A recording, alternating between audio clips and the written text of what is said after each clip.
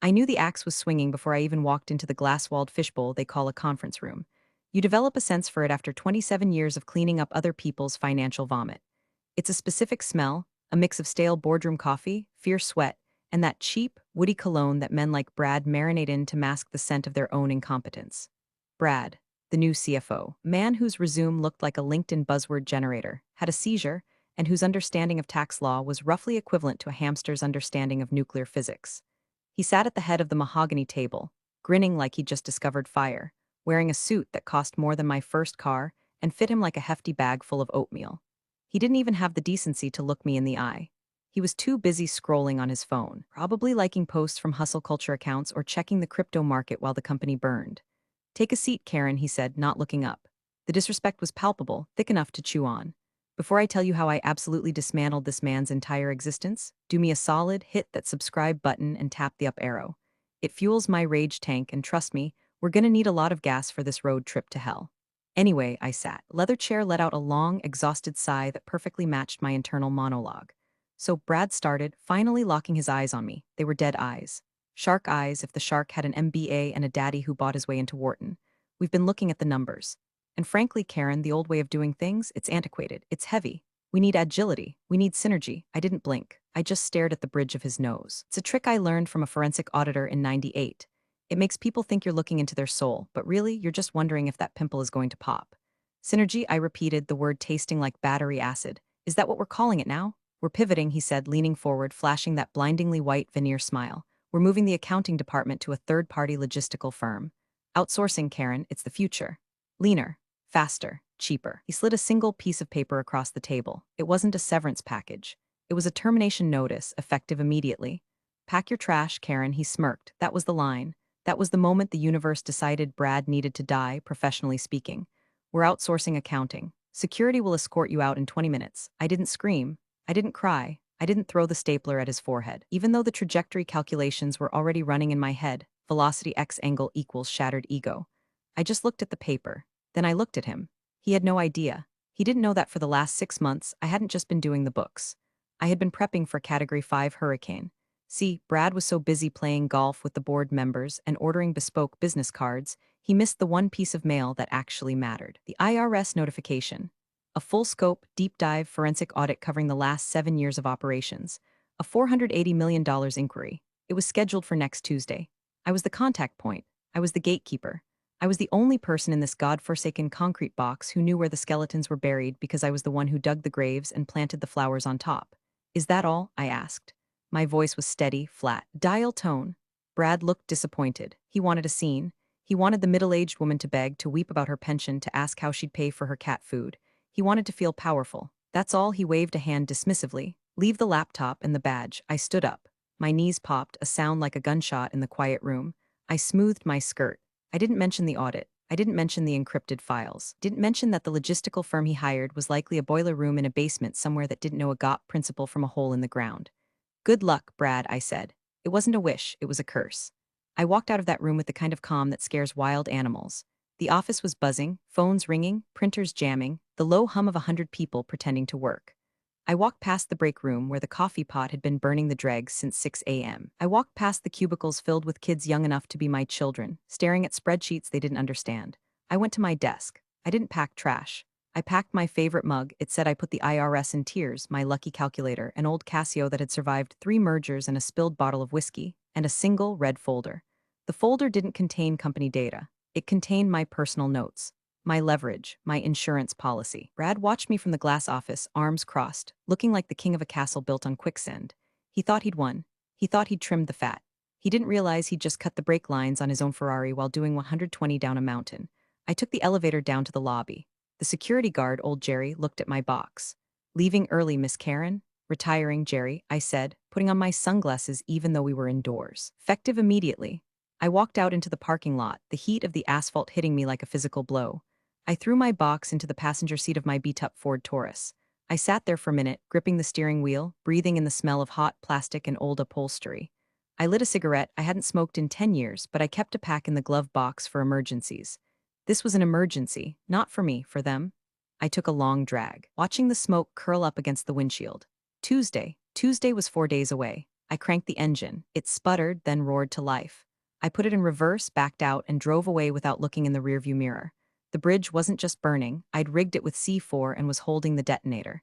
And the countdown had already started. You have to understand something about corporate accounting. People think it's just math. They think it's adding columns and making sure 2 plus 2 equals 4. If only it were that simple. In my world, 2 plus 2 equals whatever keeps the CEO out of federal prison. For 27 years, I wasn't just an accountant. I was a glorified janitor for rich people's mistakes. I mopped up the slush funds. I bleached the stains off the expense reports. I Febrezed the stench of bad investments until the books smelled like roses and legitimacy. Brad didn't know about the 08 crash. He was probably in middle school, popping his collar and failing algebra. But I was there. I was in the trenches when the market took a nosedive off the Empire State Building. The previous CFO, a man who drank scotch like it was Gatorade, had panicked. He wanted to liquidate the pension fund to cover a margin call on a side bet he'd made with company capital. I was the one who physically blocked the door to the server room. I was the one who stayed up for 72 hours straight, surviving on vending machine crackers and pure adrenaline, restructuring our debt so we didn't have to lay off 3,000 factory workers. I saved the company. I got a commemorative coffee mug and a good job, sport pat on the back. Then there was the CEO's divorce in 2015. The trophy wife incident, we called it in the dark corners of the file room. Big Boss had been funneling company assets into a shell company in the Caymans to hide them from his wife's lawyers. Who found it? Me. Who fixed it before the SEC decided to turn our headquarters into a crime scene? Me. I buried that mistake so deep you'd need a submarine and a prayer to find it. And what did I get? A 2% cost of living adjustment and a lecture about using too much color toner. See, people like Brad, they see the finished product. They see the glossy annual report with the stock photos of diverse people shaking hands. They don't see the duct tape and chewing gum holding the whole structure together. They don't see me at 3 a.m., eyes bleeding from staring at Excel cells, finding the one decimal point misplaced by an intern that would have cost us $6 million in fines. They thought I was a relic. Karen with her paper files. Karen who refuses to use Slack. Yeah, I refuse to use Slack because I don't put evidence of felonies in a searchable chat log. You absolute pinecones. I kept paper because paper can be shredded. Paper doesn't leave a metadata trail. I was operating on a level of paranoia and precision that these iPad-toting children couldn't even comprehend. I drove home that afternoon with the windows down, letting the wind whip my hair around. My garden isn't really a garden. It's a quarter-acre of aggressively maintained prickly pear cactus and thorny rose bushes in the backyard of a house I paid off 15 years ago. It's hostile vegetation. I like it. It keeps people away. I poured myself a glass of iced tea, spiked with a healthy shot of bourbon, and sat on my back porch. I thought about the audit prep. The IRS agents coming on Tuesday weren't the friendly neighborhood tax helpers. These were the sharks. The Forensic Audit Division. They wear cheap suits and carry briefcases full of subpoenas. They don't want explanations, they want blood. For 6 months, I had been building the defense. I had categorized every receipt, justified every write-off, and cross-referenced every ledger entry with the bank statements.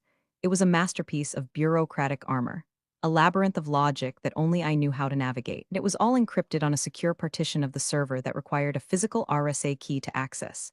My key, which was currently dangling from my keychain next to a bottle opener shaped like a lizard. Brad had confiscated my laptop. He had revoked my email access before I even reached the elevator. But he hadn't asked for the keys. He probably didn't even know they existed. He thought everything was in the cloud. He thought you could just ask Siri to handle the IRS. I took a sip of my drink and watched a beetle crawl across the railing. It was struggling, trying to carry a crumb 3 times its size. "Drop it, buddy," I whispered. "It ain't worth it." The irony was delicious. If Brad had just treated me with an ounce of human decency, if he had given me 2 weeks, a transition period, a handshake, I would have walked him through it. I would have handed over the map. I would have shown him where the landmines were. I'm a professional. I take pride in my work, but pack your trash, outsourcing? No, that's a declaration of war, and in my war I don't use guns, I use compliance regulations. I use Form 4562, depreciation and amortization. I use the crushing weight of federal bureaucracy. I pulled out my personal phone. I had the lead auditor's number saved, Agent Miller, man with the personality of a wet sock and the ruthlessness of a honey badger. I had a draft email saved in my personal account, confirming the Tuesday meeting. I deleted it. Let them show up. Let them knock on the door of an empty office. Let Brad try to explain synergy to a federal agent who just wants to know why the 2019 depreciation schedule on the heavy machinery doesn't match the inventory logs. I leaned back in my chair, the wicker creaking under me. The sun was setting, painting the sky in shades of bruised purple and angry orange. It was beautiful. It looked like the end of the world, or at least the end of Brad's world. I found out later from Linda in payroll what happened right after I left. Linda is a good egg. She smokes Virginia Slims behind the dumpster and hates everyone except her 3 pugs. She's my eyes and ears on the inside. According to Linda, about an hour after I peeled out of the parking lot, replacement team arrived. I pictured it perfectly. A van full of 20-something consultants from a firm with a name like Apex Vector or Stratosphere Solutions. Boys in skinny suits with ankles exposed, wearing loafers that have never seen a puddle, let alone a factory floor. Girls with manicures too long to hit the number pad on a keyboard effectively. They probably marched in carrying iPads and Starbucks cups, looking around the grim, fluorescent-lit accounting bullpens like they were visiting a zoo. Brad apparently gathered everyone for a town hall. He stood on a chair, literally on a chair, and announced the dawn of a new era. He introduced the consultants as the architects of our financial future. I almost choked on my laughter when Linda texted me that. Architects? These kids couldn't build a sandwich, let alone a financial defense against a federal audit. The lead consultant, kid named Tyler or Skylar or some other name that sounds like a craft beer, apparently asked for the transition folder. He wanted the roadmap. He wanted the SOP's standard operating procedures. He wanted the cheat codes. Linda told me Brad walked over to my empty desk. It was clean, immaculate, not a sticky note in sight, just the dust outline where my calculator used to sit. He opened the top drawer, empty. Middle drawer, empty. Bottom drawer, the deep one where I used to keep the hard copies of the oh shit files, empty. Well, not entirely empty. I had left one thing, a single sheet of paper. On it, I had printed a meme. Yes, I know how to use a printer, and yes, I know what a meme is. It was that picture of a dog sitting in a burning room saying, "This is fine." Below it, I had typed 2 words, "Good luck." Linda said Brad's face turned the color of a stepped-on plum. He crumpled the paper and threw it on the floor. "Doesn't matter," he reportedly shouted. "It's all on the server. Get IT to map the drives." Here's the thing about IT. Our IT guy is a man named Dave. Dave lives in the basement server room. Dave wears t-shirts from concert tours that happened before Brad was born. Dave hates Brad. Why? Because Brad cut the IT budget by 40% last month to pay for the new espresso machines in the executive lounge. When Brad demanded access to my files, Dave probably clicked a few keys, took a slow sip of Mountain Dew, and said, "Ticket submitted." 24 to 48-hour turnaround. But even if Dave gave them access, it wouldn't matter. The files they needed, the audit prep, the reconciliations, the variance reports, were in the Z drive. The Z drive is a partitioned, encrypted sector of the network that I set up 5 years ago. It's military grade. Requires a 24-character password and a physical token key.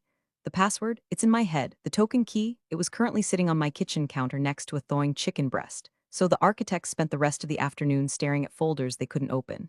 Access denied. Permission required. Contact administrator. They were locked out of the castle, and the dragon was already flying away. I spent that Friday night doing something I hadn't done in years. I relaxed. I didn't check my email. I didn't worry about the quarterly close. I made a casserole, a real one with extra cheese and enough sodium to kill a horse.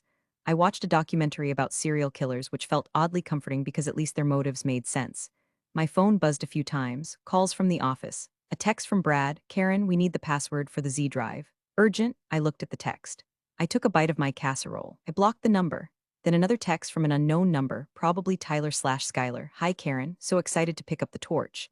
Just a quick cue about the encryption protocols, blocked. I wasn't ghosting them, I was exercising them. They wanted me gone, I was gone, I was a phantom. I was a rumor.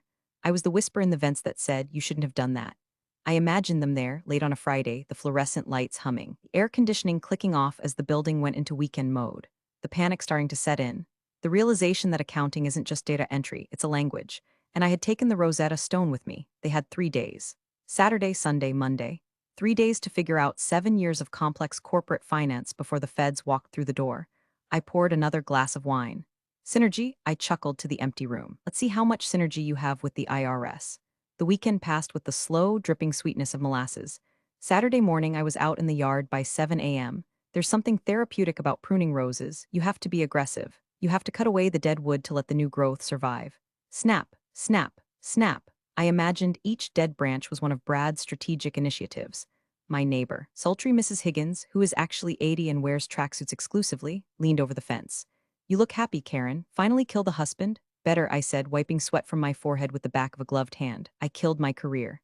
"About time," she croaked, lighting a cigarette that looked longer than her arm. "You worked too hard, gave you frown lines." I laughed, a real laugh. The kind that comes from the belly. I felt lighter. The constant, crushing weight of the ledger was gone. But the knowledge of what was coming kept a little smirk playing on my lips. I went inside around noon to check my personal email. There it was, a notification from the Internal Revenue Service. Confirmation of appointment, Field Audit 2's, 9 o'clock a.m. EST. Subject, pre-audit document review. The body of the email was polite, bureaucratic, and terrifying. Dear Miss Karen, last name, confirming our arrival. Please have the following schedules available. Primary contact. Failure to produce. I didn't reply. I didn't forward it. I just marked it as read and moved it to a folder labeled Not My Circus, Not My Monkeys. See, Brad assumed that because he fired me, the responsibilities vanished. He lived in a world where if you delete the app, the subscription cancels. He didn't understand that the federal government doesn't care about your corporate restructuring. To the IRS, I was still the listed officer. To the IRS, the appointment was set in stone. I wondered what Brad was doing right now. Probably at a country club mixer, holding a martini, telling some other empty suit about how he streamlined the department. He was probably bragging about the money he saved by dumping my salary. Old guard, he'd say, resistance to change. He didn't know the sword of Damocles was hanging over his head by a piece of dental floss and the floss was fraying. Sunday came. Church bells rang in the distance. I didn't go to church. My worship was silence. I cleaned the house. I scrubbed the floors until they shined. I organized my spice rack, alphabetical, cumin next to curry, paprika next to pepper, order, logic, everything in its place, unlike the office. By Sunday night, the texts had stopped. He had given up on asking. They were probably assuming they could bluff their way through it, or maybe they thought the audit was just a routine checkup. A pop-in. They didn't know. They couldn't know. Because the risk assessment reports, the ones with the big red flags and the words substantial liability, were in the Z drive. Monday was a federal holiday for the banks, but not for corporate America. I knew they were in the office. I could feel the vibrations of their panic through the ley lines of the universe. They were probably printing out general ledgers, staring at raw data, trying to piece together a narrative. Hey, why is there a $40,000 payment to Consulting Services LLC every month for 3 years? I don't know, asked Karen. Karen's gone. Well, figure it out. Spoiler, that payment was a retainer for the environmental cleanup crew fixing the chemical leak the company illegally dumped in 2018. It was labeled consulting to avoid triggering an EPA flag. I had the documentation proving it was remediation advice. Without that documentation, it looks like a bribe or a kickback. Good luck explaining that to Agent Miller. I went to bed early on Monday night. I slept like a baby who knows that tomorrow. Village is going to wake up to a volcano eruption. I set my alarm for 8:30 a.m., not to go to work, but to make coffee. I wanted to be awake when the clock struck 9. I wanted to feel the disturbance in the force. Tuesday was coming, and hell was coming with it. I was on my second cup of coffee, sitting at my kitchen island, wearing a silk robe and fuzzy slippers. The sunlight was streaming in, catching the dust motes dancing in the air. It was a perfect, quiet Tuesday morning. At 9 a.m. sharp, I looked at the clock on the microwave. Showtime, I whispered. At that exact moment, 20 miles away, a black sedan, or maybe two, was pulling into the reserved visitor spots at corporate HQ.